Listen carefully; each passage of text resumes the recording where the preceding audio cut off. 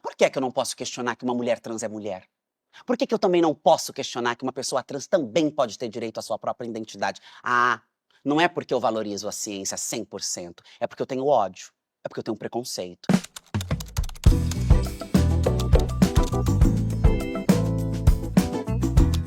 Bem-vindo, bem-vinda ao Fé na Sua Fé, uma iniciativa do Instituto Galileia em parceria com o Departamento de Religião da Universidade de Baylor e o Seminário de Teologia da Universidade de Princeton.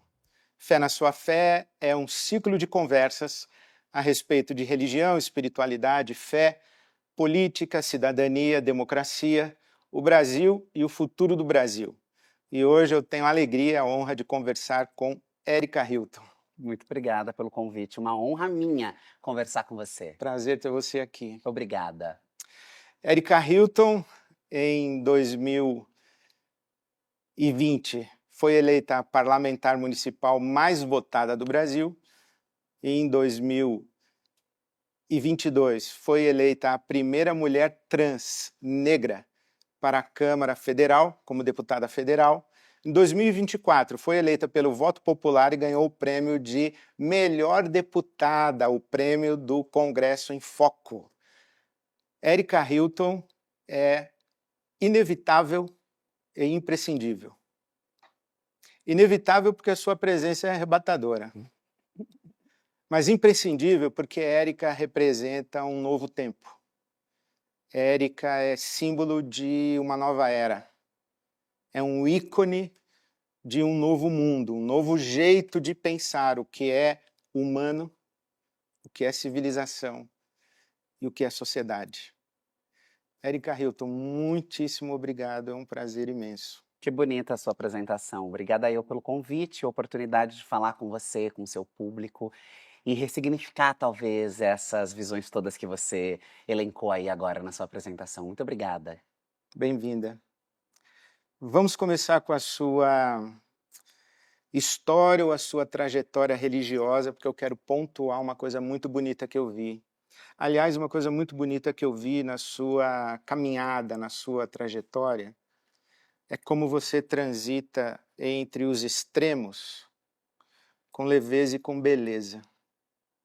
Então você tem uma infância na igreja, você tem uma influência do fundamentalismo na sua família, mas você tem a sua mãe que ressignifica essa espiritualidade, essa religiosidade. Fala um pouco sobre isso.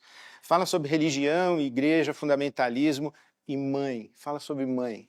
Ai, são coisas que marcam a minha vida, a minha história, a minha trajetória. Eu cresço em um lar religioso, minha família sempre foi muito religiosa, seja evangélica ou católica, minha avó muito católica, paterna. Minha família paterna misturava um pouco, era um Brasil mesmo. Tinha um pouco de tudo, tinha um pouco de católico, mas tinha um pouco também de simpatia, tinha um pouco de Seixonoe aos domingos com minha avó. Sincretismo. Um sincretismo Brasil, mas a minha família materna sempre muito mais voltada para as igrejas evangélicas, neopentecostais, etc. Minha mãe demorou bastante tempo para se encontrar em uma igreja com a qual ela se identificasse de fato e se sentisse pertencente, para se batizar e seguir mesmo aquela doutrina, mas sempre frequentou igrejas evangélicas desde a minha infância. E era algo extremamente normal ser uma criança vista como diferente, dissidente, que não tinha e não correspondia aos comportamentos esperados, ao gênero que me foi atribuído, algo que vai mudando quando não é mais só a fé, porque eu gosto de fazer essa diferenciação.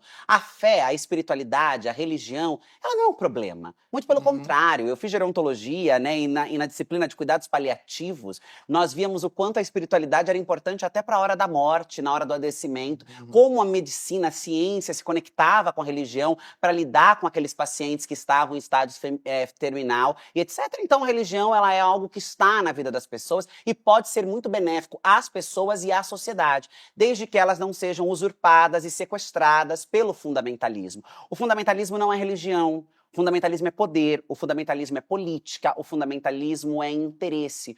O fundamentalismo é uma manutenção da fé muito baixa, porque ele se coloca acima de Deus, ele se coloca acima das pessoas, ele se coloca acima da própria Bíblia para poder fazer valer os seus interesses, para poder fazer a sua própria visão de mundo, que não corresponde com a visão de mundo religiosa, com a visão de mundo da fé, com os ensinamentos cristãos, né? Então, quando essa prática passa a tomar espaço e lugar na minha casa, e eu fui para a igreja, né? Eu fui para a igreja, eu me batizei, eu preguei, etc., né? Numa tentativa mesmo de mudança e transformação de quem eu era. Você foi porque você estava tentando ser ou você foi quando você viu, você já estava lá? Não, eu sempre fui. Eu sempre fui com a minha mãe e sempre gostei, né? Mas em determinado momento era como se fosse necessário e obrigatório que eu fosse, para que eu pudesse expurgar, limpar, tirar o mal, que foram dado várias denominações a esse mal, né? Mas eu gostava, eu digo isso para minha mãe. Eu ia porque eu gostava, eu ia porque eu queria, eu ia porque como eu cresci naquele ambiente, eu lembro de eu ir para casa da minha avó e ficar imitando os pastores na igreja, porque tem igrejas neopentecostais que são muito mais calorosas, muito mais quentes do ponto de vista dos cultos e etc. E a minha avó amava que eu fosse para casa dela e imitasse o que eu tinha visto no culto, como tinha sido. Aí que você aprendeu a falar desse jeito. Talvez. Eu atribuo muito a isso. Eu sempre fui muito teatral, então eu acho que essa coisa da literatura, do teatro, etc., ajudou, mas sem sombra de dúvida nenhuma. Ter crescido nas igrejas e ter imitado pastores e pastoras das igrejas me ajudaram a ter uma melhor desenvoltura. Você parou de imitar pastor agora. Parei de imitar pastor. Fazia isso quando criança para minha avó, que gostava muito de saber como tinha sido o culto e essas coisas de família mesmo, né? E isso muda. Isso muda porque passam a dizer, quando a minha mãe acha uma doutrina que ela pretende seguir, né, uma denominação que faz sentido para a vida dela, ela vai sendo ensinada e de uma maneira muito perversa que ela era culpada por eu ser quem eu era, porque a minha mãe nunca me recriminou, a minha mãe nunca me bateu na minha infância, a minha mãe me dava boneca, a minha mãe me dava tudo que eu queria. Então, aquelas pessoas, em nome de Deus, diziam para ela que eu era o que eu era porque ela era culpada. Então, ela precisava fazer alguma coisa para salvar a minha alma e salvar a própria casa, porque aquilo era o mal, aquilo era o demônio, aquilo era abominável diante dos olhos de Deus, aquilo era abominável diante dos olhos da igreja, o fim daquela vida seria lamentável, triste, horrorosa. Então, a minha mãe passou a viver um processo de tortura, eu digo. Um processo onde ela foi sendo culpabilizada por ter a filha que ela tinha. E ela entrou em uma paranoia muito louca, uma lavagem cerebral muito pesada, e demorou muito tempo para que eu entendesse que o movimento que ela fez, que foi muito violento, foi muito pesado, bastante cruel, com uma jovem, 15, 16 anos de idade que eu tinha, era um gesto de amor.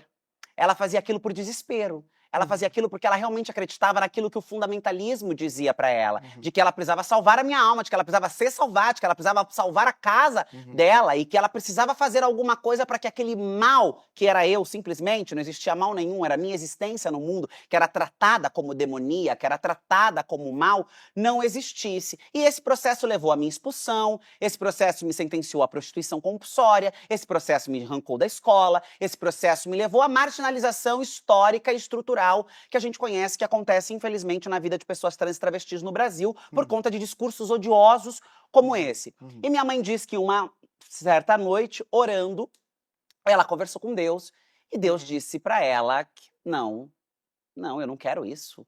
Isso não é o Deus isso não é Deus, isso não é de mim que estão falando aí. Exatamente. Não, se você não sabe onde está sua filha, quem é que vai saber? Como pode? E teve uma conversa com Deus, ela e Deus, nas orações dela, e ela despertou de um sono profundo, de um transe, assim. Foi como, eu não sei como foi no momento, né? Eu sei os relatos que ela me passa, mas foi como se fosse despertar de um sono profundo. Vai atrás de mim, me resgata, retomamos a nossa relação, segue sendo uma serva de Deus, como ela mesma se descreve, como ela mesma se apresenta. Minha mãe ainda é uma mulher religiosa, evangélica, batizada, mas que entende que Deus não é um Deus de ódio, não é um Deus de barbárie, não é um Uhum. Deus de violência, não é um Deus de destruição das famílias em Uhum. prol da visão do fundamentalismo. E isso não foi a militância, isso não foi a esquerda, isso não foi o feminismo, isso não foi o movimento LGBTQIA+, que ensinou para ela. Isso foi ela com Deus. Uhum. Ela e Deus entenderam que a maneira a qual ela estava se relacionando com a própria família e o que estava sendo feito dentro da casa dela era muito mais danoso e destrutivo e desonroso para a obra de Deus do que respeitar a existência de uma filha como eu. E ela Uhum. me busca, voltamos à nossa relação, e a minha mãe eu devo tudo, porque se eu não tivesse tido o despertar da minha mãe, e se a minha mãe não tivesse furado as muralhas do fundamentalismo e se conectado de verdade com Deus, tivesse permitido ser levada pelo discurso odioso, eu não sei se hoje eu estaria aqui sendo essa Erika Hilton que o Brasil inteiro conhece, admira, respeita e etc. Talvez eu já tivesse morrido, ou talvez eu ainda estivesse aprisionada em uma condição desumana de existência. Porque não Uhum. é que eu sou excepcional, mágica, maravilhosa. Uhum. Eu até sou maravilhosa.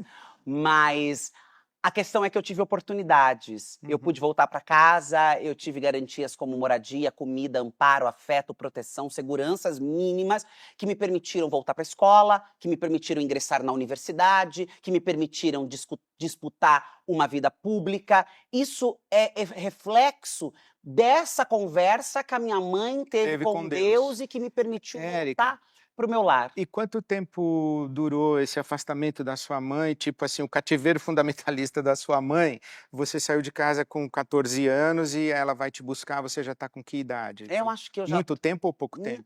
o tempo é muito difícil de se conectar, porque eu era muito nova, os processos eram muito traumáticos e a Uhum. gente não tinha um registro, né? Eu fico hoje indo para as plataformas digitais mais antigas para tentar se eu ver se através de datas de fotos que tenham Você ali identifica registradas, eu quando... consigo fazer algum nível de conexão temporal. Porque às Uhum. vezes eu acho que o tempo foi uma coisa, mas aí eu pego um registro e falo, não, tem uma falha na minha leitura, porque foi tudo muito abrupto. Foi tudo muito violento, foi Uhum. tudo muito difícil de se conectar e com muita falta. Eu não tinha uma data, né? O tempo, ele passou a não mais ser datado, todo dia era a mesma É, coisa, rua, sobrevivência e... Exato. Então, assim, na minha cabeça, se passou muito tempo, porque eu fui filha única até os 8 anos de idade e muito mimada.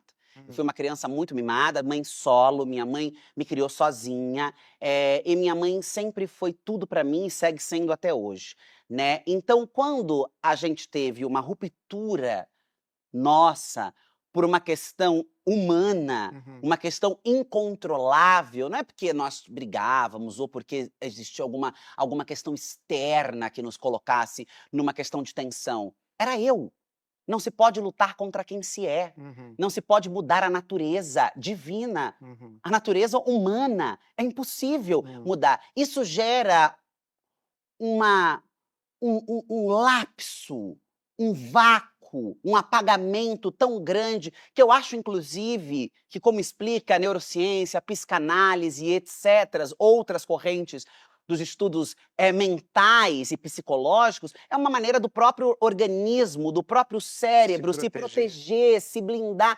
Então eu fico buscando essa conexão e para mim é um abismo de tempo, porque qualquer um dia longe da minha mãe, depois das minhas irmãs, porque eu fui filha única até os 8, depois vieram as minhas irmãs, que eu ajudei a criar, que eu frequentei reunião de escola, que eu fui em festa de Dia das Mães, Dia dos Pais, porque minha Hum. mãe precisava trabalhar. Para mim foi como se eu tivesse vivido Rompeu tudo. séculos Você longe foi da jogada minha numa família. solidão sem família. Exato. Mas se a gente faz uma conexão temporal, eu arrisco a dizer que é coisa de 4, 5 anos, Bastante. e com algumas voltas, assim, porque eu não fiquei todo esse tempo sem aparecer. Eu aparecia de vez em quando, em ocasiões, em algum momento, eu Uhum. voltava para casa da Uhum. minha mãe, mas era sempre muito conturbado. Uhum. Então eu passei muito tempo, distante e me construindo também enquanto sujeita, É, porque sou sagitariana, né, então eu sempre tenho um otimismo, como a minha terapeuta diz, é é. até tóxico o meu Ô, otimismo. Érica, ouvindo você falar, eu lembrei do Woody Allen. Woody Allen, na acidez dele, ele diz que a religião só serve para ensinar a gente quem a gente deve odiar. Não é correto isso, mas ela é muito usada para ensinar a gente quem a gente deve odiar. A sua mãe, ela olhava para você e não via o mal. Não. Mas olha que ironia, aí ela se converte, e a partir da conversão, que na nossa linguagem religiosa, quando ela sai das trevas e vai para a luz, ela olha você como um mal. Aí eu me pergunto, ou pelo menos essa é uma intuição, que olha como é interessante, é possível amar de modo ignorante. É possível amar de modo ignorante. Sim. Porque olha o que você falou, a minha mãe, ela fazia aquilo tudo por mim, por amor. Mas te vendo como um mal, querendo te exorcizar, etc., mas por amor, numa experiência de uma ignorância ou num véu que está cobrindo essa consciência, um véu fundamentalista, como você disse. Mas tem uma coisa mais bonita ainda, que quando tem amor, o amor vence a ignorância. Vence. E aí ela atravessa de novo essa fronteira. Eu acho que ela foi para uma escuridão, mas ela vai encontrar a luz, digamos assim, quando ela te encontra de novo. E isso é muito evangelho, porque não se encontra Deus sem que se encontre o outro. E é a experiência da sua casa, essa é a sua experiência, Sim. uma experiência de redenção. Aí você vai para a rua, com 14 anos de idade, aí você diz assim, apesar de eu ter ido para a rua com 14 anos, não tem nada legal de uma menina de 14 anos ser posta para fora de casa, ter que se prostituir para ter o que comer, onde morar, como vestir. Você diz assim, mas eu fui feliz na rua. E você não olha para a sua história, para o seu passado, com ressentimento. Não. Você não é ressentida. Não. De onde veio essa força, essa felicidade? Qual é a sua fonte? Ou qual foi a sua fonte para você hoje olhar para trás e dizer, eu fui feliz na rua? Se prostituindo, sofrendo hostilidade, estigmatizada socialmente, etc, etc, etc, exposta a todo tipo de violência. Como é que você é feliz na rua assim? Às vezes é isso que eu estava dizendo, meu otimismo um pouco tóxico, né. Eu fui feliz porque eu fui eu. Eu fui feliz porque a partir do momento em que eu fui jogada na rua, eu podia me libertar das amarras que me prendiam e me impossibilitava de ser quem eu era. Eu não precisava mais me arrumar na rua, eu não precisava mais enfrentar brigas, eu podia ser eu. Podia ser livre, podia ir, podia vir, podia acontecer. Era doloroso, era difícil, tinha situações extremamente danosas, inclusive ao meu emocional, ao meu psicológico, traumas que eu carrego até hoje e tento curá-los até hoje. Mas eu era livre, e a liberdade não tem preço. E era autêntica, né? Era autêntica, era livre e constituía a mulher que eu sou hoje. Eu só sou quem eu sou hoje porque eu passei pelas coisas todas que eu passei. Eu vi a fome, eu vi a violência, eu vi a agressão do Estado, eu vi o abandono da família, eu vi a religião sendo manipulada para agredir e violar as minhas, eu vi todas as violências que eram possíveis, os relacionamentos tóxicos, a destruição que as drogas faziam nas minhas companheiras, a maneira como o Estado tratava o nosso corpo. E ao ver esta realidade, eu começo então a buscar as construções que eu preciso para produzir algum nível de antídoto. É preciso contrapor a violência, é preciso contrapor a barbárie, é preciso contrapor a negação e a ausência do amor, do afeto, da família, da fé, do Estado. Como é que você faz isso? Perdendo tudo. É você se mantendo nas suas convicções mesmo sem nada. E aí eu agradeço muito a minha mãe e a minha família, não só pelo resgate, mas pela base que me deu. Sem base, eu também não sobreviveria, e sem base, eu não olharia para essa história e diria, doeu, eu não merecia, eu não quero que ninguém passe por isso. Mas eu aprendi a viver e tirei daqui alguma coisa. Porque eu tive amor, eu tive amparo, eu tive educação, eu tive a possibilidade de uma mente que podia sonhar e imaginar quando eu era criança. E quando eu perco tudo aquilo, diferente das minhas irmãs que lá estavam e eram agredidas e violentadas desde os 3, 4 anos de idade, com pais e famílias completamente disfuncional, algo dentro de mim me dizia, este não é o teu fim. Você não morre aqui. Você não acaba aqui. Essa não é a linha de chegada. Porque quando você perde todas as coisas, você imagina, bom, acabou. Acabou. Aí você vive num país onde a expectativa de vida dessas mulheres são de 35 anos, você beija a sua amiga aqui e daqui 5 minutos você descobre que ela foi assassinada a tiros e a facada na esquina do lado, ou alguém passa e mata na sua... Você começa a dizer, acabou. Mas alguma coisa me dizia, não, não acabou. Para você não acabou. Aqui Acho não é o fim. eu acho que tinha uma mãe de joelhos lá. Sempre, sempre. Então, como eu tinha uma convicção de que aquilo não era o fim, e de como eu tinha uma estrutura de base familiar que me permitia pensar, isso não é certo, eu já fui humanizada, eu já fui gente, eu já fui olhada de outra forma, eu já fui tocada de outra forma, eu conheço outras possibilidades de estar e viver no mundo. Isto não é o fim. Eu aprendi a entender aquilo como algo temporal, passageiro. E se passa, eu posso me divertir um pouco. Se vai acabar, eu posso aproveitar disto daqui. Então, aproveitar disso daqui para viver a minha sexualidade, que era muito cedo, muito precoce, mas eu também fui muito eu sempre fui muito à frente do meu tempo. Se você fala com as minhas tias, com a minha avós, com a minha própria mãe, né, você vai ver o quanto elas contam, o como eu era uma criança fora da curva, da caixa. Eu falava coisas de adulto, eu me comportava como adulta, eu brincava de coisas adultas. Então, aos 15, 16 anos de idade, eu já imaginava que eu tinha 30 na minha cabeça. E me permiti experimentar e viver muitas coisas da qual eu olho e sinto uma liberdade absurda, sinto uma constituição de humanidade, de sujeita, de pertencimento absurdo. Lembro das festas, das amigas, das noites. Aquilo era alegre, eu me divertia. Aquilo não era só dor. Não era só sofrimento. A gente ria, a gente se ajudava, a gente se aquilombava uma com as outras para tentar minimizar a precariedade estrutural que nos colocava. Então a gente criava uma certa irmandade. Tinha muita rivalidade, muita rivalidade. Tinha muita briga, muita briga. Tinha morte, tinha facada, tinha uma série de coisas tenebrosas. Mas não é só essa visão. Tinha música, tinha bate-cabelo, tinha dança, tinha aniversário, tinha troca Tinha de amizade. maquiagem, tinha amizade, tinha amparo, tinha coleguismo e tinha pertencimento. Enquanto eu estava dentro da minha casa, eu não era eu.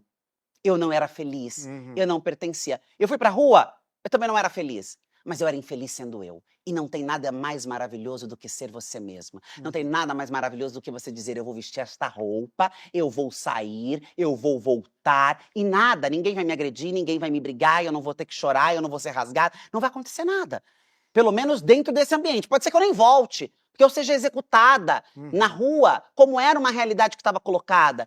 Mas tinha esse outro lado. Se eu não morrer e se eu sobreviver, eu posso ser eu, e eu posso me constituir, e eu posso aprender coisas muito valiosas e muito ricas, muito ricas. Por isso que essa visão antropológica sobre a realidade da rua, sobre a vida das pessoas, ela precisa ser feita com um certo cuidado, porque o espectador que olha do ponto de vista da análise conjectural sem ter vivido, ele tende a errar e a pecar na sua análise, porque ela vai ser conduzida a partir de estereótipos, a partir de valores pré-concebidos, que são reais.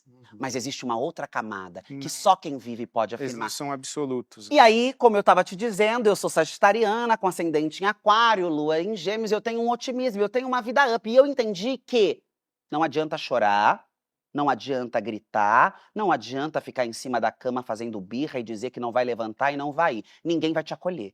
Ninguém te pega no colo. Vai morrer de fome, não tem como pagar, vai ser jogada na rua. E esta é a realidade. Então, ao invés de olhar para a realidade e permitir com que ela me deprimisse e me colocasse numa condição ainda pior, porque se eu não tenho força para ir fazer o que vai me garantir comida, o que vai me garantir moradia, eu vou ficar numa situação ainda mais precarizada. Eu entendi que as pessoas não têm compaixão de pessoas como nós. Você sempre vai ser a trans, a travesti. Enquanto você fala, eu lembrei de outra coisa. Lembrei de Santo Agostinho. Achei bonito você falar. Eu já fui tocada de outro jeito. Eu já fui amada. Eu já fui digna na mão de alguém. Eu sei o que é isso. Então isso que eu estou vivendo aqui é transitório e não é o real e não é o definitivo mesmo, porque não pode se absolutizar isso aqui. Isso aqui sim. O Santo Agostinho dizia o seguinte, é que o homem, o ser humano, ele reconhece Deus quando o encontra porque ele já veio de lá. Ele veio de Deus. Então essa imagem de Deus na gente, que está presente, não importa se está na rua, se está num prostíbulo, não importa se é trans, se é travesti, não importa, tem uma imagem de Deus aí que é inviolável, ela está presente aí. E é por isso que é possível uma conexão. Agora, você falou uma coisa que você viu a ausência do Estado, você viu a violência, como a polícia te trata, etc, etc, etc. Você não falou uma coisa que eu tenho curiosidade. Você viu a hipocrisia da sociedade? Ah, Que te condena, que te demoniza, mas que te usa e que tem prazer no seu corpo? ela, ela, Que sociedade hipócrita é essa que você viu? Fala dela um pouquinho. eu acho que eu não falei dela, porque para mim é como se ela tivesse implícita, né? Porque toda essa estrutura de violência e negação, ela está a serviço de alguma coisa. Nada é por acaso, nada é à toa. Tudo está a serviço de algo no Estado e etc. Até mesmo quando a religião se mistura com o Estado e ela está a serviço de algum interesse. E o interesse dessa conexão desumanizadora é exatamente a manutenção desses corpos em um lugar de servidão. Imaginemos nós, se amanhã a sociedade acorda e os preconceitos são desmontados e nós não precisamos mais aprisionar pessoas trans e travestis em esquinas de prostituição, em ambientes completamente voltados apenas ao sexo e à sexualidade. Quem é que faz e atende aos desejos, aos fetiches, às vontades dos pastores, dos padres, dos professores, dos deputados, dos senadores, dos pais de família, daqueles que na vida pública e à luz do dia apontam o dedo, apedrejam, gritam, massacram, mas no calar da noite se conectam com seus desejos mais íntimos com essas mulheres. Abrir mão dessas mulheres em estado de servidão é obrigar com que esta sociedade ou assuma os seus próprios desejos e passe a vivê-los à luz do dia, ou abra mão dos seus próprios desejos e o ignore. E isso é absurdo, porque pro sistema patriarcal, misógino, transfóbico, que sempre aprisionou os corpos femininos, independente de trans ou cis, em situação de subalternidade, é muito perturbador esses homens, então, imaginarem que essas mulheres podem romper com as fronteiras da madrugada e das esquinas e passarem a frequentar as suas igrejas, e passarem a frequentar as suas universidades, e passarem a frequentar os seus locais de trabalho, e serem vistas à luz do dia quando eles estão com suas mulheres, seus filhos. Isso é perturbador. Então, como é que nós mantemos estas sujeitas longe de nós, só perto quando nós formos buscá-las? Nós não podemos nos encontrar com elas. Nós Nós não podemos podemos usá-las, usá-las. mas não podemos Exatamente. nos relacionar com elas. Agredindo, aprisionando, dizendo para as famílias não aceite. Porque se uma família aceita, uma família ampara, é muito mais difícil que esta ou este adolescente vá para a marginalidade. Porque tem afeto, tem proteção, tem família. Família é base. É muito doloroso quando nós ouvimos os fundamentalistas, os conservadores, querendo nos colocar como antagonistas e inimigos da família. Eu não sei de onde que tiraram essa tese. Eu não sei de onde disseram que nós somos inimigas de família, que nós não gostamos da família, que nós não achamos a família uma base importante da sociedade. Eu não sei de onde sai esse tipo de narrativa. Eu digo na minha história o tempo todo, eu tenho tudo graças à minha família, a minha base é a minha família, eu devo à minha família. A família é uma coisa fundamental. E quando ela é mirada como alvo de destruição, porque é eles quem destroem as famílias, nós não estamos por aí saindo, pregando, dizendo para as pessoas, coloque seus filhos na rua, batam nos teus filhos, agridam, transformem as suas casas num verdadeiro inferno. Você não vai ouvir pessoas dizendo isso. São os fundamentalistas que dizem isso, destroem a família, e ao tirar de uma adolescente, de uma criança, a sua base principal, o seu referencial de sociedade, e jogá-lo para o mundo sem ter sequer o córtex frontal completamente desenvolvido para ter um pouco de noção das suas responsabilidades no mundo, você vai colocando estas pessoas à margem. Porque você já sabe, a chance dessa pessoa dar certo e disputar um lugar na sociedade com estes hipócritas é muito pequena. Eu sou uma exceção a esta regra. E por isso são agredida, tão atacada, tão violentada, porque ao olharem para o meu corpo e ao olharem a minha imagem, automaticamente eles são tomados de um susto e dizem, alguma coisa nesta maquete falhou. A matriz falhou. Como é que esta sujeita Como que ela escapou rompe? de Ela lá? escapou. Como é que ela escapou? Como ela sai de lá e vem pra cá e Coloca agora de grita volta lá. com a gente, agora impõe verdades sobre nós. Então a gente tem que atacar. A gente não pode permitir com que a sociedade naturalize esta presença. Porque se naturaliza a presença de uma como ela, daqui a pouco teremos centenas como ela. Nós teremos que abrir mão dos nossos privilégios. E- Nós não teremos mais elas nos servindo nas esquinas de madrugada, nos prostíbulos, Pois e é. etc. Isso criou um certo E pânico. tem um outro detalhe que eu acho, que o mal está lá na esquina. O mal é ela trans. O mal é essa travesti, o mal é essa prostituta, o mal é...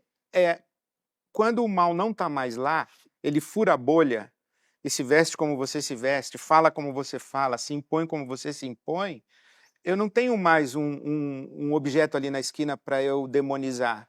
Aí eu tenho que olhar no espelho, né? Eu tenho que ver se eu também não sou parte do mal e se o mal não está em mim, porque eu perdi a referência externa do mal, ele não está mais lá.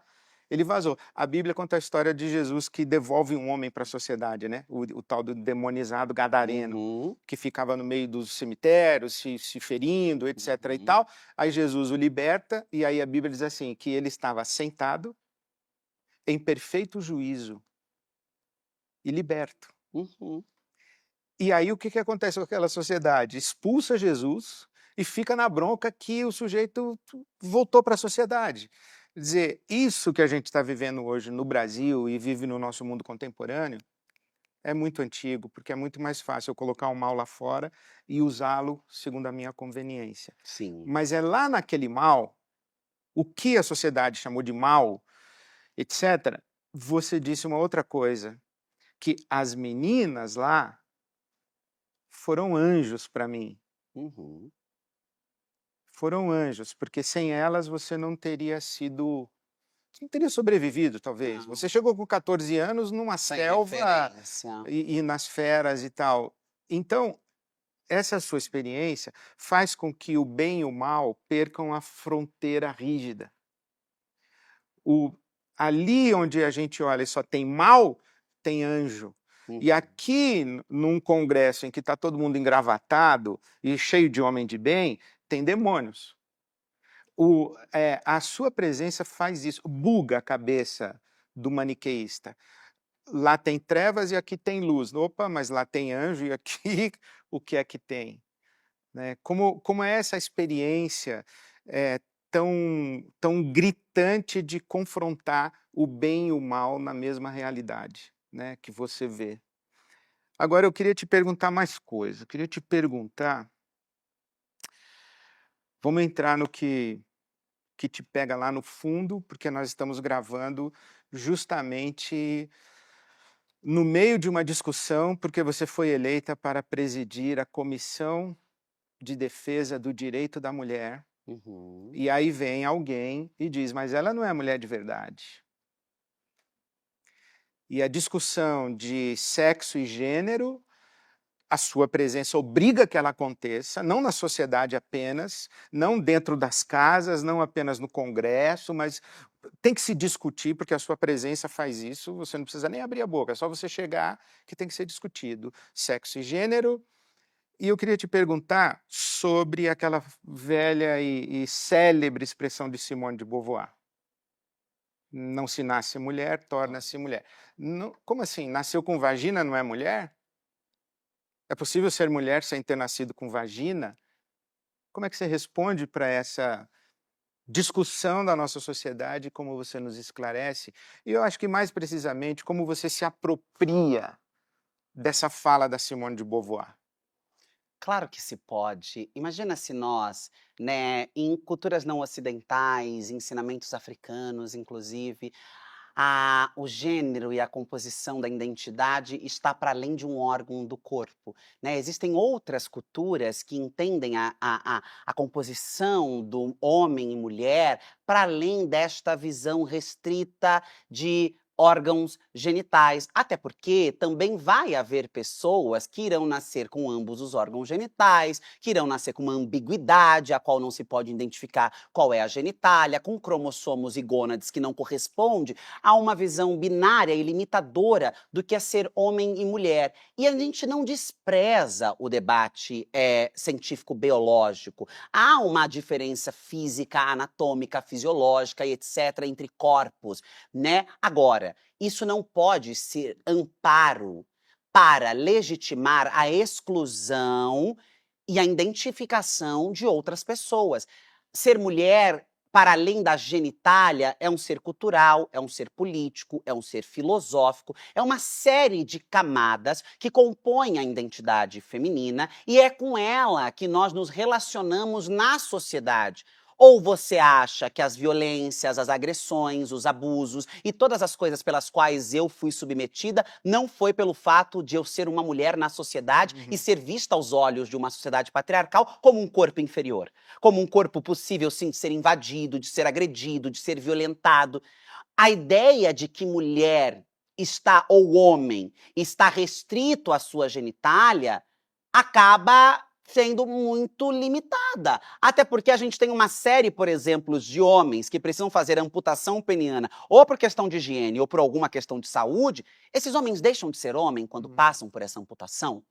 Porque se é a genitália, se é o útero que faz alguém ser homem ou mulher, pessoas que precisam retirar as suas genitálias, elas deixam de ser o que elas são? Não, genitália é uma parte da composição da identidade. E aí, obviamente, que nós vamos ter identidades inúmeras com vários tipos, como, por exemplo, mulheres com vaginas, mulheres com genitálias ambíguas, mulheres com pênis, homens com pênis, homens que tiveram que tirar os seus pênis, homens com vaginas, homens com genitálias ambíguas, porque a identidade, o gênero, ele é muito mais social, político e cultural do que biológico, do que quais são, até porque quando você pensa a divisão de um banheiro, né, a gente não sabe qual é a genitália que a pessoa está entrando quando ela usa um banheiro. O que rege a escolha daquele banheiro é a performidade social que você representa. Então, se você tem uma aparência, se você tem uma questão masculina, você vai ao banheiro masculino. Mas você pode ser um homem que retirou o seu pênis, você pode ser um homem intersexo que tem uma genitália ambígua, você pode ser um homem transgênero que tem uma vagina. Isso não está em questão naquele momento, porque isso não define a sua identidade no mundo. Isso vai ser relevante quando você for a uma consulta médica, quando você for a um exame médico, quando você for passar algum atendimento de saúde, porque aí sim, a ciência, ela é estruturada a partir desse pilar. Usar a biologia para excluir as pessoas trans é mais uma faceta da hipocrisia. Porque se eu perguntar àquelas pessoas, por exemplo, quem criou o mundo, elas vão me dizer que foi Deus. E se eu perguntar para a ciência, elas vão me dizer que foi o Big Bang. O que vale? A ciência ou o criacionismo? É preciso fazer uma escolha, porque se você vai levar a ciência até a última instância, você vai ter que ignorar que Deus criou o mundo. Você vai ter que ignorar a existência de Deus, porque a ciência vai dizer que Deus não existe. Se você levar adiante o debate de que só a ciência e só a biologia é a única capaz de determinar a condição de uma pessoa, você vai ser favorável ao aborto, porque a ciência vai dizer que até certas semanas de gestação não há vida. Você percebe como não é valorizar a ciência como algo extremamente restrito, é usá-la quando convém. Nós não podemos acreditar que a ciência, a biologia é algo extremamente a única barreira. Nós temos ela como uma vertente, nós temos ela como um posicionamento, ela existe. Ela diz as diferenças anatômicas entre corpo com vagina, corpo com pênis, como nós somos XY, como nós somos XY, mas existe uma série de outras camadas para além da ciência. Existe uma série de outros lugares para além da ciência que compõem a identidade. Então, quando nós vemos estas pessoas clamando ferozmente a ciência para dizer não pode, não pode, não pode, porque a ciência... E nós perguntamos a ela, então vocês vão levar a ciência ao pé da letra em tudo? Tudo agora vai ser a ciência? Nós vamos começando a desconstruir, inclusive, a própria crença delas. Porque elas vão ter que entender, não, é verdade. Não dá para levar a ciência ao pé da letra, porque eu acredito em Deus. Eu acredito na criação do mundo. Eu acredito na vida desde a sua concepção, como elas defendem. Então, pera, se eu tenho esses valores e se eu tenho essas crenças, e eu questiono essas crenças a partir de uma antagonia com a ciência, por que é que eu não posso questionar que uma mulher trans é mulher? Por que que eu também não posso questionar que uma pessoa trans também pode ter direito à sua própria identidade? Ah, não é porque eu valorizo a ciência 100%, é porque eu tenho ódio, é porque eu tenho preconceito, é porque eu não aceito que esta sujeita saia da esquina e sente numa cadeira de presidente e diga que vai nos conduzir a partir de agora. Ciência é balela. Ciência é o pano de fundo para não assumir o próprio ódio. Eu não posso dizer que eu odeio. Eu não posso dizer que eu não aceito. Eu não posso dizer eu não me conformo com você ter rompido uma fronteira de exclusão e tá aqui no meu lugar. Não posso, porque vai ser muito agressivo, vai ser difícil justificar. Meu Deus, um país que mata essa gente dessa maneira, como é que eu vou dizer? Eu vou até dizer, mas eu não sou transfóbica. Então eu preciso de alguma coisa que me dê um amparo legal, científico, médico, para justificar o meu ódio. Mas por que só quando é para justificar a violência e a exclusão de pessoas trans esse argumento vale? Então, se ele vai valer para cá, ele vai ter que valer para todo o resto. E se ele valer para todo o resto, nós vamos explodir o planeta! Porque nós vamos desmontar completamente as convicções, a fé e a crença das pessoas. Porque se vocês querem se amparar somente nesse argumento, e este é o argumento que é verdadeiro, acabou todo o resto. E aí? Como é que faz? Se cai no determinismo biológico, você reduz a experiência humana. Você reduz a experiência humana e você destrói a sua própria crença sobre a vida, sobre o mundo. Porque você entra em conflito com o que diz a ciência. E se ela é absolutista, se ela é única, se ela é universal, não tem como você sustentar outras vertentes no mundo. E outras dimensões de E outras verdade. dimensões de E outras verdade. fontes de verdade. E outras verdades também, E porque a outras ciência não é verdades. uma verdade absoluta Com sempre. absoluta certeza. Mas você pensa o seguinte, que o determinismo biológico, ele não explica o ser humano. Não explica. O ser humano não é determinado biologicamente, isso é uma verdade que a gente precisa afirmar. Você pega um gato, coloca uma caixinha de terra e um pires com leite, o gato sabe o que fazer com o pires com leite e com a caixinha de terra. Mas se você pega um bebezinho e coloca uma caixinha de terra e um pires com leite, ele derruba o leite e come a terra. O ser humano, ele não vem com chip que diz para ele o que é humanizar-se. Ele vai se fazendo humano, ele vai se construindo humano, ele vai se abrindo para a experiência humana. E eu fico me perguntando, por que tanta dificuldade de acolher, abraçar, respeitar, compreender como digno e como igual uma identidade diferente da minha e uma identidade não determinada biologicamente. Dos meus exercícios como pastor, com a Bíblia na mão, falando sobre pecado, arrependimento, inferno, essa coisa toda que é infernal, esse negócio, quando eu comecei a pensar sobre isso, eu fiz o seguinte exercício, falando sobre homoafetividade, transgênero, o travesti, essas diferenças de sexo e gênero, eu fiz a seguinte pergunta, Érica: eu consigo explicar o mal que a mentira traz para o mundo? A mentira destrói relações, destrói confiança. Eu consigo explicar o mal que a violência física e o assassinato, o homicídio faz para o mundo? Então eu digo, ó, não mate ninguém, não vai roubar, não minta, etc. Eu consigo explicar. Aí eu comecei a me perguntar o seguinte: qual é o mal que uma pessoa homoafetiva faz para o mundo? Por que que é proibido? Por que que é demonizado? Por que é tratado como pecado a homoafetividade, a experiência transgênero? Porque qual é o mal? Qual é o mal que você faz para o mundo, Érica? Por que que você é tão... Por que que uma pessoa como você é tão satanizada e tão hostilizada? Que mal você faz para o mundo?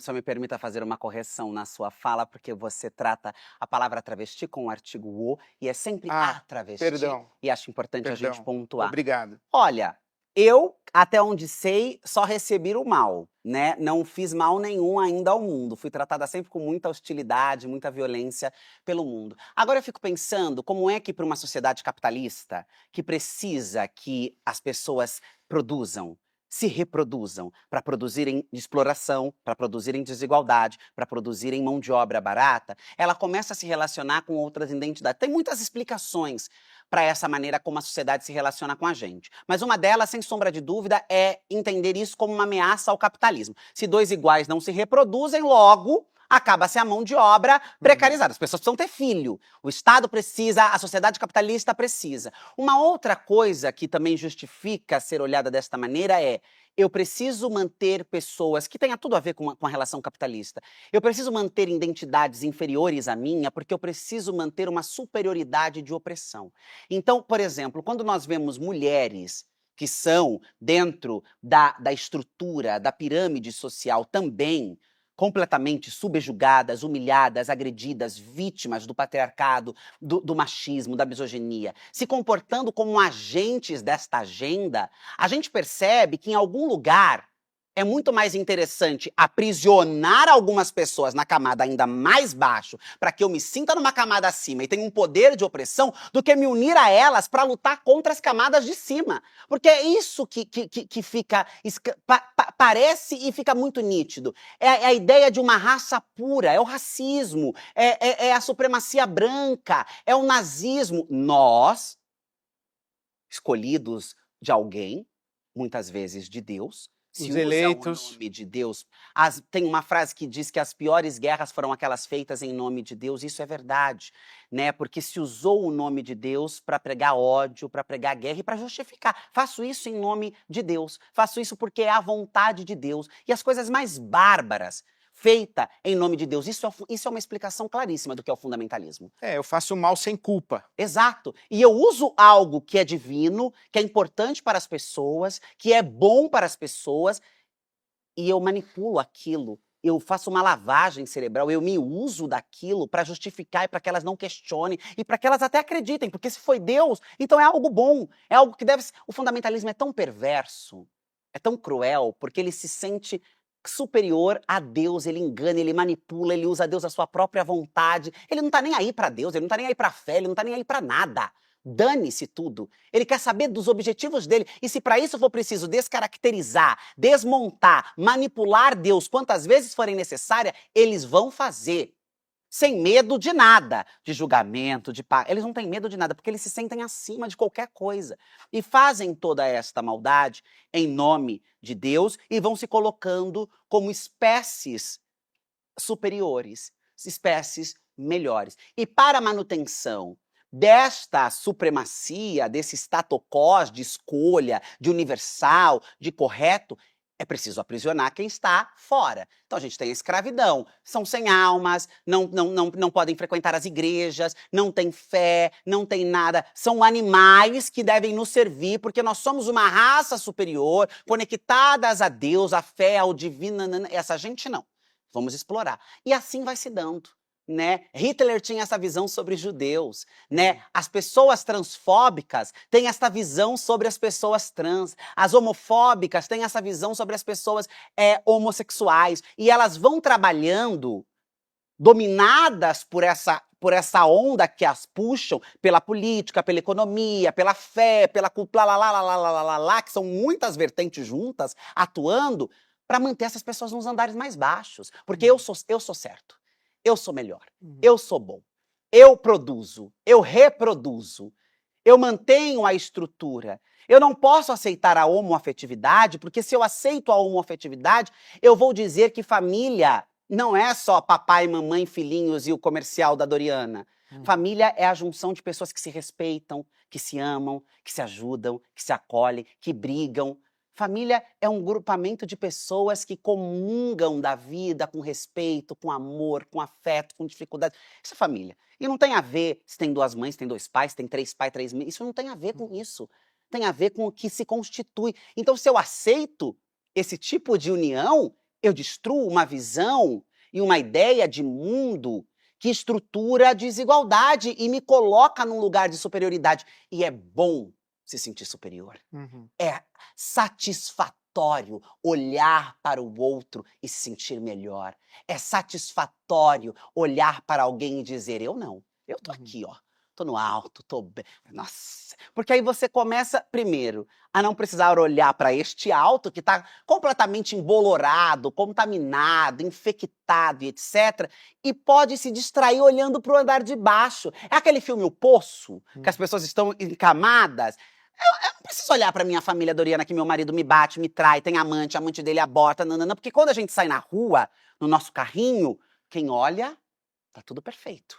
Uhum. Pra que eu vou olhar pra esse problema e ter que lidar com isso? Vamos falar da travesti, olha, foi pra rua, olha como fica numa esquina. Vamos falar do gay que se beija num restaurante, que absurdo! Isto é um absurdo. E às vezes aquelas pessoas, na grande maioria das vezes, porque não é também porque a pessoa, né, a gente é normal, a gente tem vida normal. A gente tem gente que é desonesta, a gente tem problema, a gente não é uma casta pura da sociedade. Não, nós somos pessoas humanas, como qualquer outra. Podemos ser desonestos, pode ter ladrão, pode ter marginal, pode ter bandido no nosso meio, pode ter pastor, pode ter gente de bem, tem gente...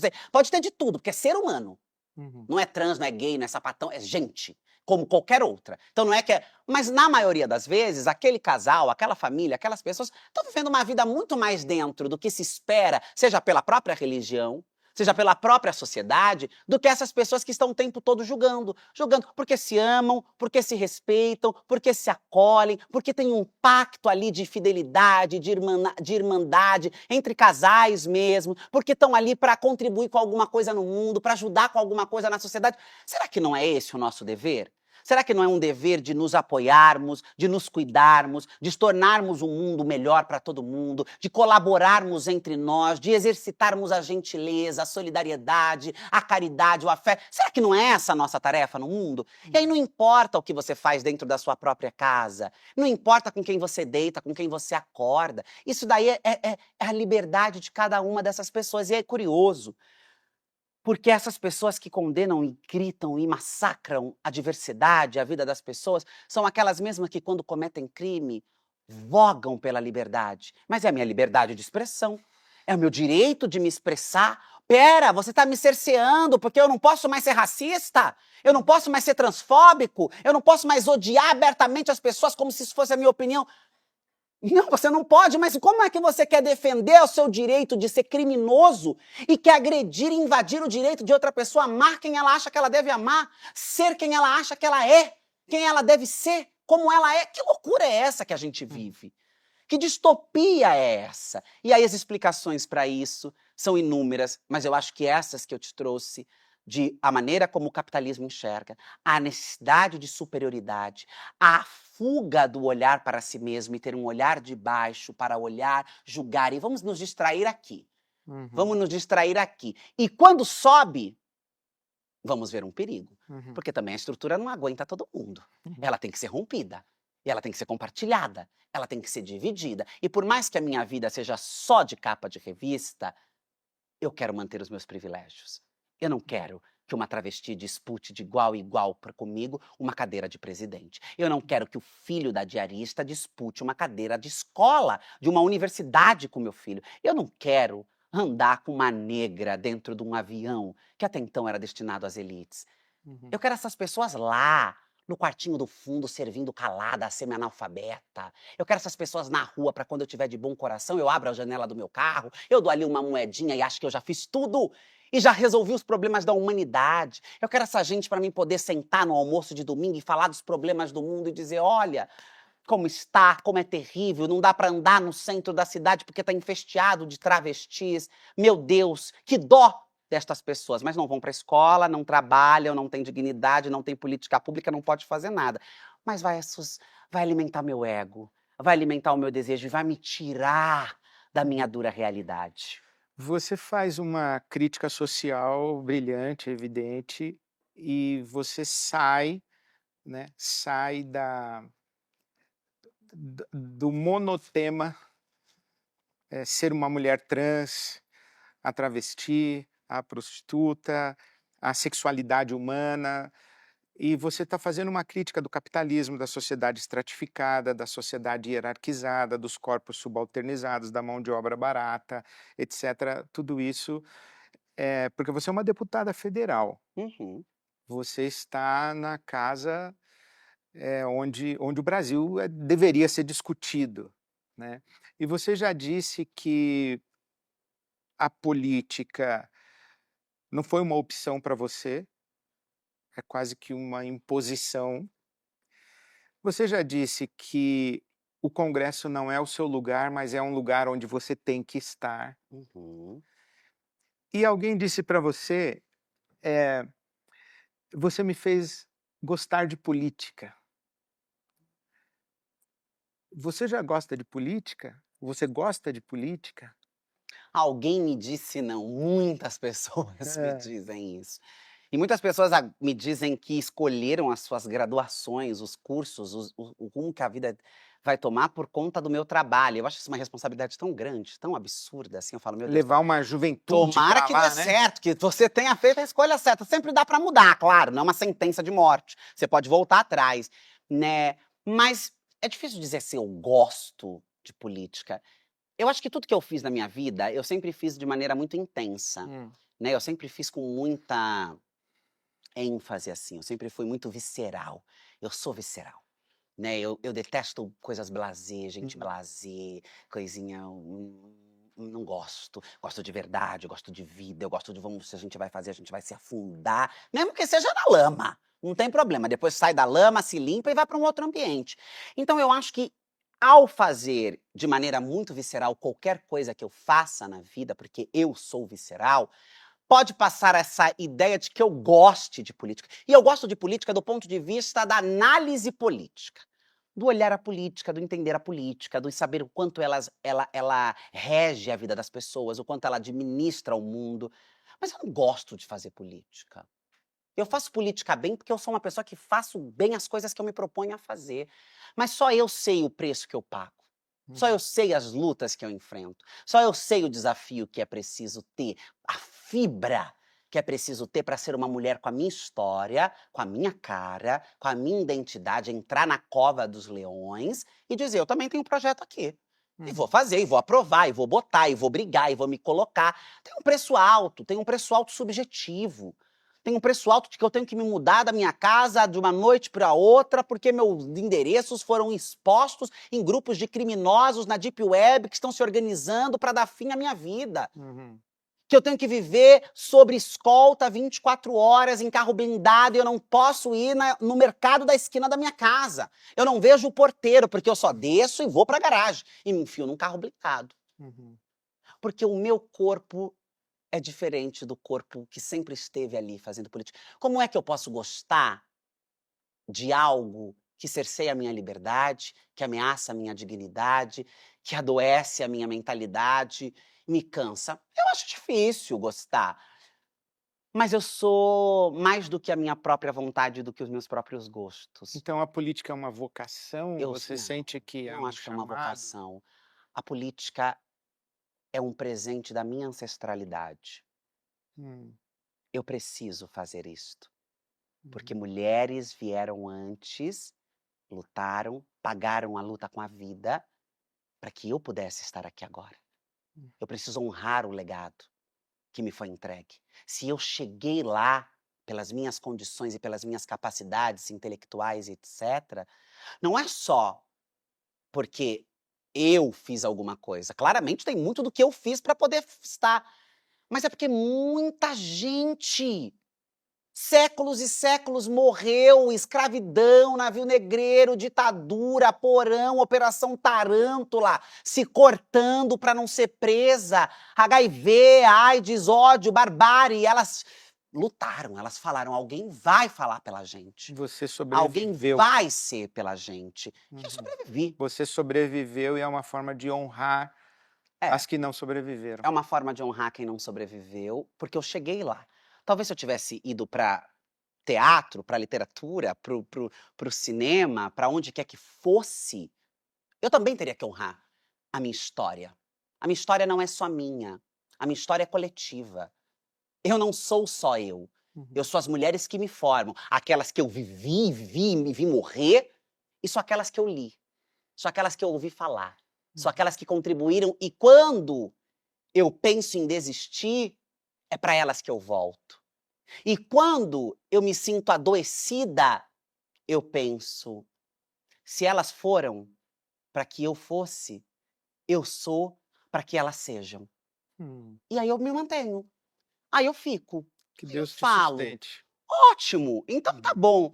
E aí, a partir desta conexão, eu me sinto forte. E aí, cada vez que eu recebo mais barbárie contra a minha existência, é claro que eu não recebo isso com alegria, com diversão, mas depois que passa a exaustão, não sei nem se chega a virar uma dor, porque eu não gosto de dar esse prazer aos meus algoz. Hum. Não sei se vira dor, vira cansaço, cansa, mas não sei se dói. Às vezes dói, às vezes não dói. Mas quando isso abaixa, sabe o que fica? O gosto da vingança. O gosto do olhar e dizer: "Sim, que bom que vocês se incomodam. Que bom que vocês ladram. Que bom que vocês não me querem aqui. Que bom que vocês tentam de tudo para me derrubar, porque significa que nós vencemos uma etapa. Significa que nós chegamos a um lugar que não acharam que nós chegaríamos. E eu ainda estou aqui. E eu ainda estou aqui, fico aqui e depois de mim, elas estarão aqui, Uhum, porque eu estou depois delas. E uhum, elas, eles, elos estarão depois de mim. Então eu uhum. aguento, fico, não vou dizer que amo, não vou dizer que é prazeroso, mas com essa interpretação que eu faço para mim mesma de por que eu fico e suporto esse lugar, eu dou o meu melhor e acho que tenho feito isso da melhor maneira que eu posso, visceral, com responsabilidade, com afeto, porque eu acho que eu trouxe afeto para a política, com pop. Vamos ser Uhum. bonita, assim, a política não precisa ser coisa de gente feia, A cafona, maldade é feia, né? cheirando a naftalina. Pra quê? Bons perfumes, boas belezas, bons looks, uma ótima apresentação, até porque esperam do meu corpo sempre o pior, não estão acostumados com a minha imagem, não Uhum, estão acostumados a ver mulheres como eu se apresentarem socialmente da maneira como eu me apresento. Mais um incômodo que eu imprimo, mais uma quebra de ruptura que eu acredito. Não vão só nos assistir sendo algemadas e jogadas num camburão. Não uhum, vão nos assistir de cabeça baixa levando tapa da polícia. uhum. Não vão nos assistir apenas numa esquina, mortes. Vão ter que nos olhar empoderadas, poderosas e projetando, que é óbvio que a minha presença não muda a realidade, mas ela projeta uma mudança possível. Ela cria imaginação Ela e mexe com imagética. aquilo que é imaginado vai se tornando possível. Exato. Eric, e a democracia? O cidadão sem letramento, ele acha que democracia é o governo da maioria.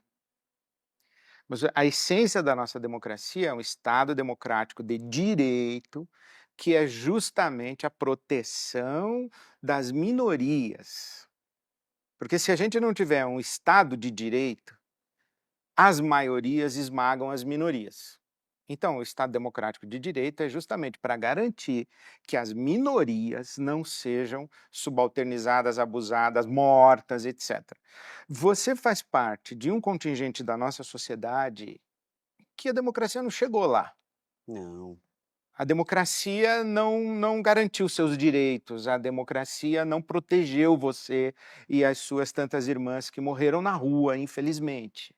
Você ainda acredita na democracia? Você luta pela democracia? O que é democracia para você e como é que você relaciona com a democracia? Claro que luto pela democracia, ainda mais depois de termos visto uma tentativa de ruptura, absurda Uhum, da democracia. Ainda que a democracia não resolva todos os problemas e não seja exercida na sua plenitude, ela é o melhor modelo que nós temos para organizar a sociedade. Agora, é claro, não dá para nós termos uma visão estrita da democracia e achar que ela de fato é plena e funciona. Quando a gente tem uma criança de 5 anos que é morta indo para a escola, porque naquele lugar a democracia não atua. Quando nós somos expulsas das nossas casas, quando nós somos violadas na nossa dignidade, quando nós não temos a condição de nos representarmos dentro de uma casa que se propõe ser democrática. Quantas somos? Quantas uhum, estamos? E não só pessoas trans, negras, mulheres, indígenas, e assim vai indo. uhum, Que democracia é essa que preserva e cuida de um lugar de tomada de decisão apenas para homens brancos? uhum, Né? Então é claro que a democracia é um pilar estrutural da sociedade importante, mas ela precisa ser levada mais a sério. Ela não pode ser uma simulação. A gente não pode brincar de democracia. Enquanto uma criança morre indo para a escola pela cor da pele dela, a democracia não está funcionando. uhum, Enquanto uma pessoa morre pela sua identidade de gênero, a democracia não está funcionando. Enquanto mulheres morrem por serem mulheres, uhum, a democracia não está funcionando. Porque a democracia, ela precisa garantir que os sujeitos na sociedade tenham igualdade. Isto pressupõe a democracia. Igualdade de acessos, igualdade de direitos, igualdade de uma série de coisas básicas da sociedade, da Constituição, dos direitos basilar mesmo da humanidade. Sim, olha, não pode matar, não pode morrer de fome, não pode ter... Isso precisa acontecer. Mas se nós abrimos mão da democracia, o que se avizinha é o fascismo. E o fascismo esmaga sem nem fazer cena. Porque na democracia tem que fazer cena. Na democracia tem que ir com cuidado. Na democracia tem que fazer jogo. No fascismo é barbárie. No fascismo não precisa fazer. É ir lá, matar, esconder o corpo, não dizer que matou, cercear a liberdade de expressão, caçar a imprensa, caçar direito, fechar tudo, fechar congresso, manda alguém e calem a boca. Isso é fascismo, isso é ditadura. Né? Que é a outra ponta do espectro da democracia. Então, o que nós estamos fazendo também de maneira muito exaustiva é lutando para que esta corda democrática atinja todo mundo. Para que a essência da democracia seja plena a todos os sujeitos de direito. Porque é isso, é sujeitos de direito. E ao dizer sujeitos de direito, a Constituição não faz uma exceção, um parágrafo primeiro ou segundo, ou sei lá eu, e diz, exceto gay, travesti, trans, mulher, lá, isso não existe. Isso não tem. Todos estão dignos de direito, de acesso a uma série de coisas. Na prática não funciona, porque a humanidade das pessoas vão marcá-las para a desigualdade e para a negação. Então, se você é pobre, se você nasceu na favela, se você é negro, se você há uma estrutura que se forma para garantir e trabalha, porque não é uma coisa que é cósmica, que alguém criou um dia, é divina. Não, é uma coisa aqui, ó, hoje, agora, enquanto a gente fala, a máquina, a engrenagem se mexe lá fora o tempo todo para garantir que a democracia não chegue lá. Até porque, não fortalecendo a democracia lá, a engrenagem funciona bem melhor. Porque a desigualdade não é tão fácil combatida. Porque ela é a gasolina da engrenagem que domina o mundo. Quanto mais gente precarizada, quanto mais gente revoltada, quanto mais gente odiosa, quanto mais gente com menos capacidade intelectual de pensar. Quanto mais gente com medo. Quanto mais gente com medo, quanto mais gente manipulada, quanto mais tudo isso e reticências, mais a máquina funciona. Mais a máquina dá certo. Porque aí é ótimo, a gente vai cooptando, a gente vai trazendo essas pessoas, e a gente vai matando, e a gente vai justificando a cadeia, e a gente vai justificando leis cada vez mais rigorosas, e a gente vai fazendo tudo para funcionar pra gente. Porque tudo isso gera riqueza, gera corrupção, gera o lucro para alguém no fim do dia. Aquela casta pequena de poderosos, aqueles 2% que dominam tudo, eles não se beneficiam só de terem todas as terras e produzirem tudo e comercializarem até a água que a gente bebe.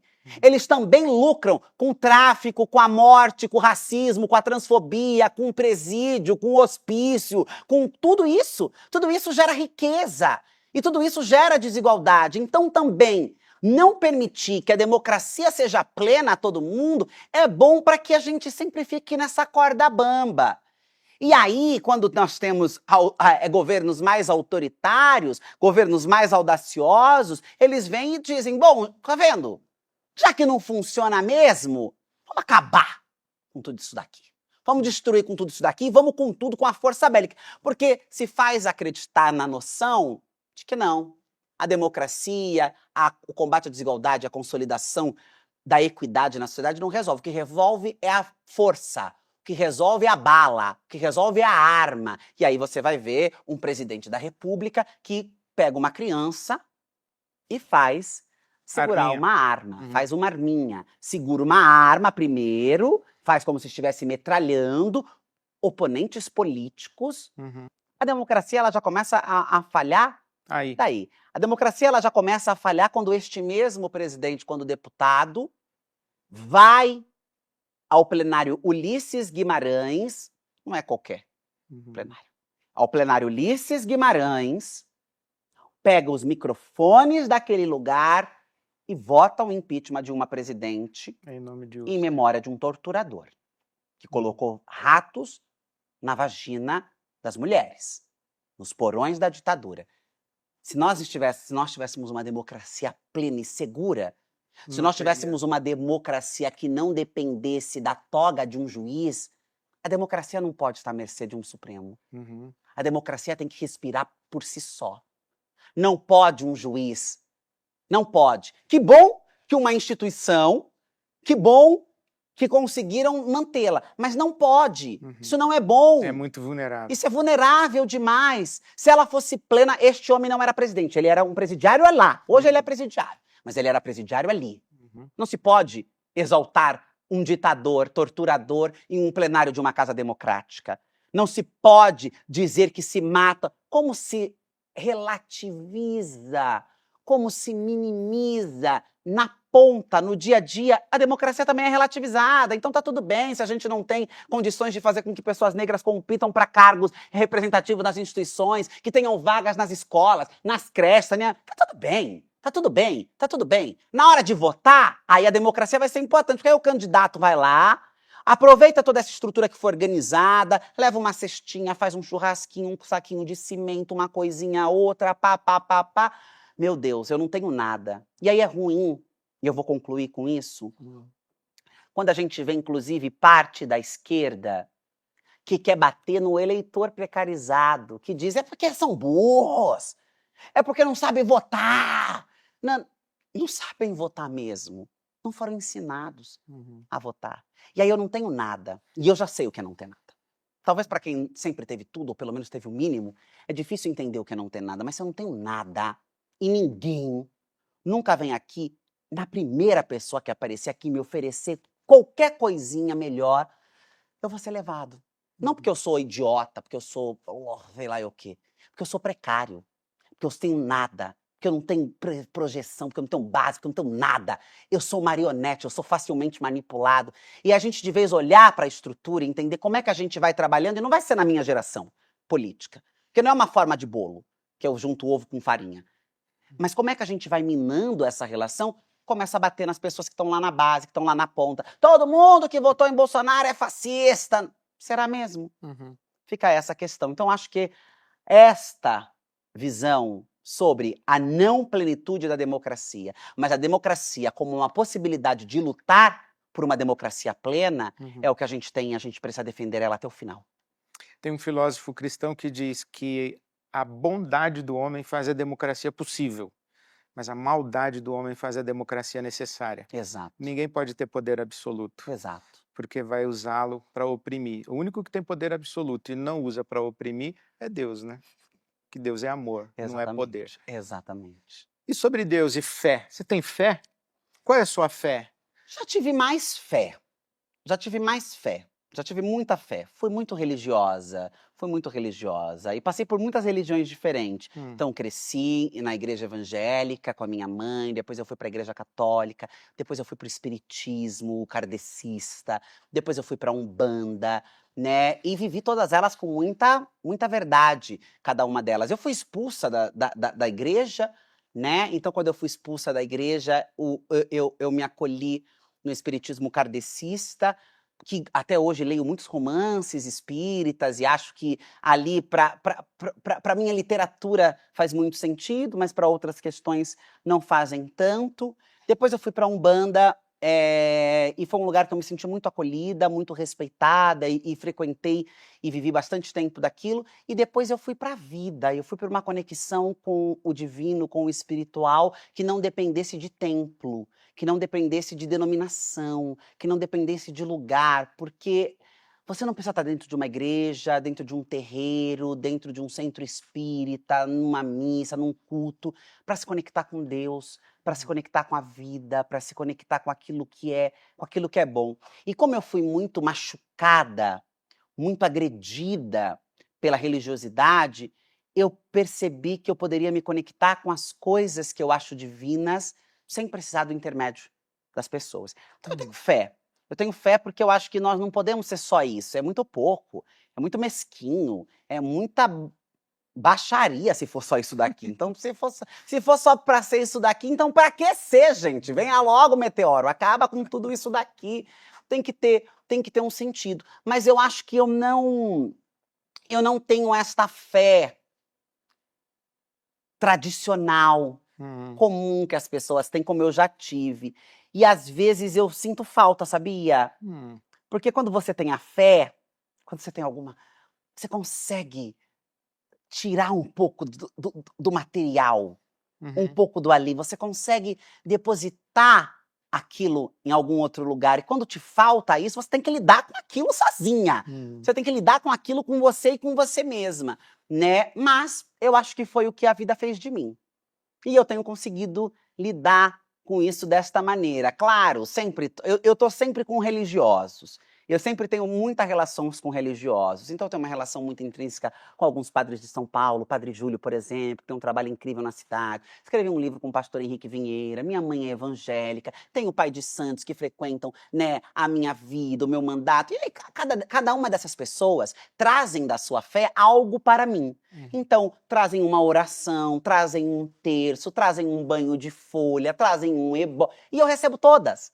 Eu recebo todas, porque eu acredito é nessa união mesmo, nesse culto ecumênico da vida. Porque não me importa se é Deus, se é Jesus, se é Oxalá, se é Não me importa o nome que a sua fé está te dizendo que você serve a esse ser divino. O que me importa é o bem que você faz e que você quer trazer para mim. Então, se você diz que vai orar por mim, a sua oração é porque você me quer bem, porque você vai ajoelhar 3 horas da manhã e vai orar e vai colocar meu nome no seu círculo de oração, ou se você me traz um rosário de Aparecida, eu recebo tudo isso para além do que para aquela pessoa tem de valor de fé, do espiritual dela, que é a Virgem, que é Deus. Eu recebo aquilo como uma bondade de alguém, como alguém que me emana uma energia. Então eu transformei a fé em energia, porque quando a gente vai para as religiões de matrizes africanas, e os orixás, eles têm uma ligação direta com alguma coisa da natureza, né? Então Oxum é a cachoeira, Iemanjá é o mar, Iansã, da qual sou filha, é os ventos, os raios, Xangô as pedras. Você vai começando a entender que é mais uma conexão com aquilo que a gente tem, a terra, o ar, a água, a folha, a comida, o alimento, o abraço, o desejo de bondade, do que o nome que aquelas energias levam. O nome que aquelas energias levam dizem apenas a escolha que aquele grupo de pessoas escolheu seguir na Terra sobre aquilo. Então, para alguns é Deus e Jesus e pronto. Para os judeus, Jesus não, é só Deus. E cada um tem. Católicos, Maria é muito importante, é a mãe de Deus e nananã. E as pessoas só escolheram uma visão. Para o kardecismo são nós que morremos e voltamos e a reencarnação. E para mim não importa.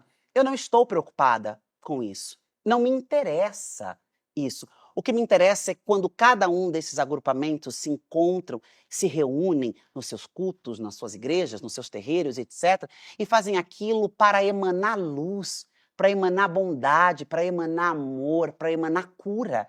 Porque eu vejo a espiritualidade e a fé muito nesse lugar de curar a sociedade dessa doença, de curar as pessoas desse ódio. Isso, para mim, tem um valor que é indescritível, e eu tenho fé nisso. Eu tenho fé nessa união, nessa força universal que chamam Deus, que chamam Oxalá, que chamam tantos nomes que se dão, que regem as pessoas, que regem a vida para um propósito maior do que a vida. Mas que na vida precisa também ter um sentido. Eu creio nisso, mas não manifesto isso indo a algum lugar ou fazendo alguma coisa. E, obviamente, quando vai ter uma festa de não sei o que na igreja, eu vou, porque eu conheço aquela linguagem, eu conheço aquele lugar. Nenhum desses lugares são hostil a mim, né? Então, tudo bem, eu vou no culto, eu vou na macumba, eu vou no centro espírita, eu vou na igreja católica. Faz sentido eu ir ali porque aquela liderança me chama, porque aquela comunidade, eu tenho uma relação e eles vão ficar felizes, e eu também vou ficar feliz, porque eu vou lá, eu canto os hinos, eu canto louvor, eu canto ponto, eu faço porque eu vivi tudo isso me compõe. Mas eu não sinto a necessidade, o dever ou a vontade de estar ali, frequentando, servindo, fazendo e acontecendo. Como eu disse quando nós começamos a conversar, eu amo a liberdade. Uhum. E quando você vai se agrupar conjuntamente, você precisa, tem o horário do culto, tem o horário do terreiro, tem o horário tem um horário, tem uma coisa, tem que fazer isso, tem que fazer aquilo. É o convívio daquela comunidade. Não quero, não estou disposta, não estou disponível para viver estas responsabilidades, mas estou disponível e disposta a comungar e a compartilhar com esses irmãos e irmãs das mais variadas fés O amor, a bondade, os ensinamentos, a luz, e cada vez que sou abordada por cada um deles, das suas mais variadas denominações, como um amparo, porque as pessoas se sentem responsáveis por mim. Então elas me veem agredidas, elas me ligam, elas dizem: fica bem, Deus está contigo, não desista, eu estou orando. Hoje a igreja, eu falei de você, a igreja aplaudiu quase 5 minutos, eu fiquei tão feliz vendo isso. Isso para mim me alimenta, isso é a minha fé. Eu tenho fé nisso, em toda essa força que rege o mundo, que rege a vida e que me rege até aqui. Eu não posso ter feito tudo isso sozinha, Com né? certeza Eu não não. posso estar aqui sozinha. Então, eu tenho fé nisso. Talvez fique um pouco difícil de compreender, mas para mim faz total sentido e eu estou muito feliz vivendo assim. Muito obrigado por essa resposta tão intensa e Como eu verdadeira, te disse, eu sou como muito sempre. intenso. Érica, para terminar, queria te dar a oportunidade ou te fazer um pedido, mais precisamente te fazer um pedido. Imagine que eu sou um religioso fundamentalista. O que você gostaria de dizer para mim se eu fosse um religioso fundamentalista?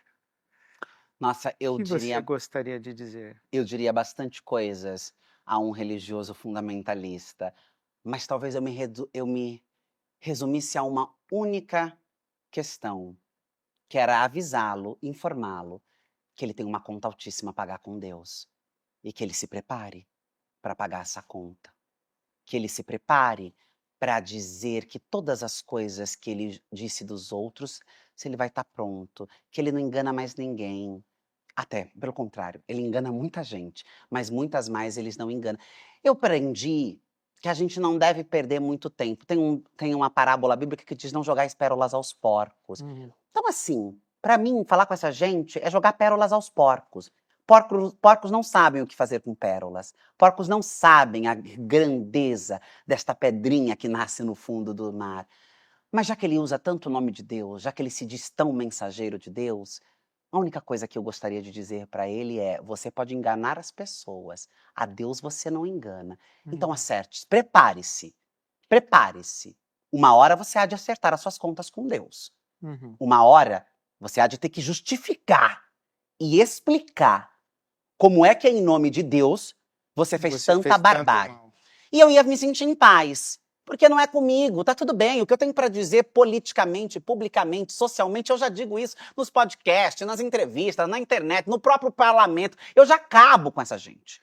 Eu já vomito tudo aquilo que eu acho que tem para dizer. Só que é jogar pérolas aos porcos. Você está falando e eles estão abstraindo e fingindo que não é com ele. Agora, existe um lugar que é o íntimo. Que é aquele lugar onde você não precisa mais, você não tem mais, pode sair do personagem, pode vir, só você, seu quarto, você e Deus. Como é nessa hora? Hum. Como é quando chegar este momento? Uhum. Eu talvez tenha coisas para lidar, para resolver. Dentro desta visão, Uhum. talvez eu também tenha coisa. Eu não estou dizendo que eu sou uma santa. Uhum. Nunca disse isso, longe de mim. Uhum. Quero ser cada vez mais humana. Eu adoro a humanidade. Mesmo que ela seja um fracasso e tenha dado errado. Eu amo ser humana. Eu amo estar viva. Eu tenho valor à vida. Eu gosto de sentir, de tocar, de errar, de me arrepender, de chorar, de falar, puta que merda, meu Deus do céu, não devia ter falado aquilo. E agora como eu vou me retratar? Santos não têm isso. Uhum. Santos não vivem isso. Deve ser chata a vida dos santos. Porque é um outro modelo de vida, né? Então eu não sou santa. Talvez eu tenha muita coisa mas eu tenho certeza que todas as minhas coisas, se errei, foi tentando acertar. Não foi manipulando nada e nem ninguém. Então eu diria para ele: prepare-se. Você vai ter contas a acertar. Você tem muita conta Eu a achei que acertar. E se eu essa puder seria- assistir, eu vou adorar. Eu tenho um amigo que diz que quando chegar no céu, se tiver que apedrejar um pessoal, que ele queria estar lá na fila para tacar pedra. Eu Isso, digo para olha ele, como eu sou cuidado, hein? boazinha. Eu Cuidado, só você quero vai ser um assistir. apedrejado. Olha só, eu achei que seria a última interpelação, mas então quero fazer um outro pedido. O que você diria para tantas mães e pais que são aquela sua mãe que te demonizava em amor? Tantas mães e pais que não aceitam seus filhos gays, suas filhas lésbicas, as travestis, as trans, e elas sofrem e choram e oram que você diria para elas, para essas mães e esses pais? Eu primeiro talvez oferecesse um abraço antes de dizer qualquer coisa, e não sei se elas aceitariam. Isso é duro de você pensar, Uhum, né, mas eu faria. Eu faria, porque eu sei também o quanto é doloroso, não só para quem sente a dor da rejeição, mas para quem rejeita. Uma uhum, mãe que rejeita uma filha, um filho, se ela tem um pingo de humanidade, ela também sofre. uhum, E depois, se ela aceitasse ou não, eu diria para ela: "Fique em paz, tá tudo bem, não há mal nenhum nisto. Ame, acolha, proteja, viva com a sua família. Não permita que o preconceito destrua algo tão bonito como é a família. uhum, Cuide do seu filho, da sua filha. uhum, Dê a ele, a ela base, estrutura. Veja crescer uma pessoa linda, admirável. Não perca os momentos incríveis. Não deixe o tempo passar para você se arrepender lá na frente, quando não dá mais para voltar atrás. Não permita que você seja um instrumento da sociedade para jogar esse corpo na marginalidade, para jogar esse corpo na miséria. Não faz isso, não faz isso. Levanta, não tem por que uhum. chorar. É lindo amar, é lindo ser livre, é lindo ser feliz. Imagina uma família que para de chorar e passa a viver junta. É muito mais bonito. Uhum. Uma mãe que para de brigar e passa a cuidar, incentivar, a proteger para que esse filho, essa filha não vá para o caminho errado, não vá para o caminho que a sociedade quer. Isso tem muito mais valor do que a lágrima. Ora, não tem problema orar, orar é lindo, pode orar. Ora, porque o mundo lá fora é perverso. E desta perversidade você não tem como proteger. Desta maldade você não tem como cuidar. Então ore nesse sentido, não ore errado. Ore certo, ore pedindo para que Deus proteja da porta para fora, ore pedindo para que seu filho e sua filha saia e volte, porque lá fora já vai ter um monte de gente para matar, para humilhar, para xingar. Será que não é nos seios de uma mãe, nos braços de um pai, que a gente pode buscar o reconforto de um mundo que nos apredeja 24 horas por dia? Basta a gente colocar o pé na rua e a gente vai ser ridicularizada, humilhada, achincalhada, violentada, abusada. Será que não é digno e será que não é a vontade de Deus que a gente tenha um lar, uma casa, um amparo, um braço para se acolher? Será que Deus, que é tão sábio e tão perfeito, teria errado tanto a nos constituir? Acho que não. É uma questão de pensar. É uma questão de romper o preconceito. Que todos nós fomos ensinados a ser preconceituosos. A não ser que a pessoa tenha sido socializada em Marte, ela nasceu em um mundo que ensinou ela a odiar as mulheres, que ensinou ela a odiar a diversidade. Nós somos ensinados desde pequenininho, sem a gente nem perceber, porque a estrutura que nos ensina é muito mais poderosa. E ela faz isso na sutileza, na delicadeza do dia a dia. E quando a gente vê, a gente já está com os nossos valores todos concebidos, pré-concebidos. Mãe, pai, que palavra linda. Mãe é uma das coisas mais divinas que a vida podia nos dar. Quando a nossa mãe vai embora desse plano, eu imagino a dor que não é ver, não ter mais para quem ligar, para quem chamar. Então permita que esse afastamento seja só quando a vida nos separar. Não Uhum. permita que o ódio, o preconceito gere essa dor em vida.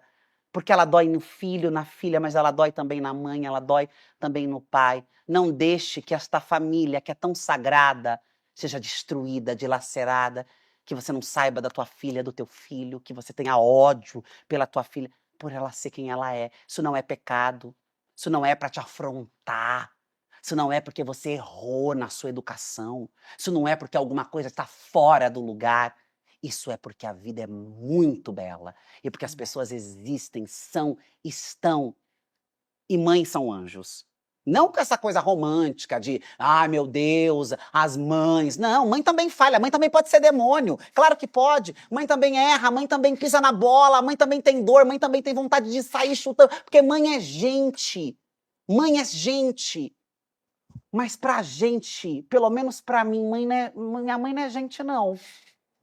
Minha mãe não é gente, não. E mesmo que eu respeite a subjetividade dela, e mesmo que eu acolha os erros dela, e mesmo que eu saiba que ela pode cair, que ela pode errar, que ela pode querer desistir, que ela errou comigo, minha mãe não é gente, não.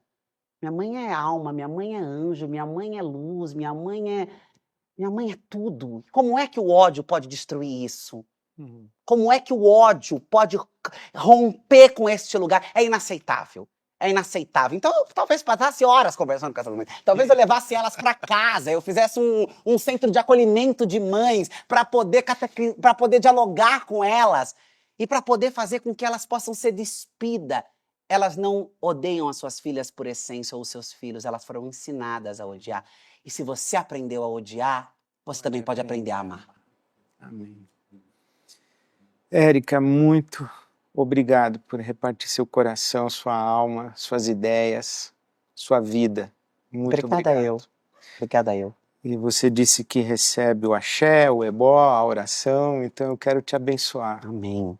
Amém. Desejar que Jesus seja a sua companhia e que lá naquele seu momento íntimo, no seu quarto, você sozinha, quando você fizer uma prece, fechar seus olhos numa oração, que aquele Deus que falou com a sua mãe de madrugada te encontre. Amém. Seja com Ele que você fale, que Ele te abençoe. Que assim seja. Amém. Amém. Muito obrigado. Obrigada. Muito obrigada.